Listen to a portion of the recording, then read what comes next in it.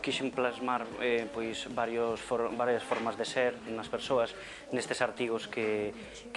fun elaborando durante 2 anos, entre 2007 e 2009, reflectindo as condicións de convivencia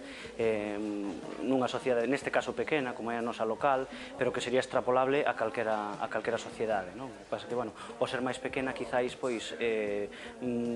vense máis de cerca os aspectos que nos interesa xa non criticar, senón comentar desde unha perspectiva literaria buscando a originalidade. Son numerosos, pero, eu quedome con un que se titula Non o vou ler, Agardar sen agardar. Agardar sen agardar, que fala precisamente de non esperar nada desta vida, senón pasala sendo o mellor persoa posible e nunca moi sinxelo, evitando o mal o próximo e sempre inmerso na literatura, claro, unha cousa importantísima que penso que deberíamos de fomentar máis, pero son propostas que algúns lectores que xa tuveron o privilexio, entre comiñas, de lelo, me comentaron que ten unha carga profunda filosófica. O que pasa é que non me gusta tampouco dicilo abertamente, porque non teño formación filosófica, entón eu irónicamente chamolle que son artigos mediosóficos, porque, claro, é unha mestura de sentido común e unha mestura, ao mellor, dos vellos conceptos da filosofía. E, por outro lado, tamén teñen carga psicolóxica, porque reflectímonos todos,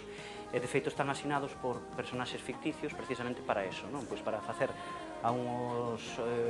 unhas entidades que en realidade non existen con corpo, para facelas partícipes de todo o que se conta no libro, do que se describe, das nosas relacións sociais, que inda que parece que dá para pouco, en realidade sí que dá para moito. Seres correspondería con modo de ser, ou tamén co sustantivo ser, porque son seres os que falan na miña boca, pero despersonalizado, eu estou despersonalizado en favor deles. E despois, estar, que son xeitos de estar que poderían mudar en outra forma de estar, digamos que busca sempre persuadir o lector de que hai outros camiños para vivir, non é, eso digo agora. E despois parecer, que son, claro, son xeitos de parecer, porque a veces dámonos a ver como persoas dun xeito, cando en realidade temos outras motivacións, temos outros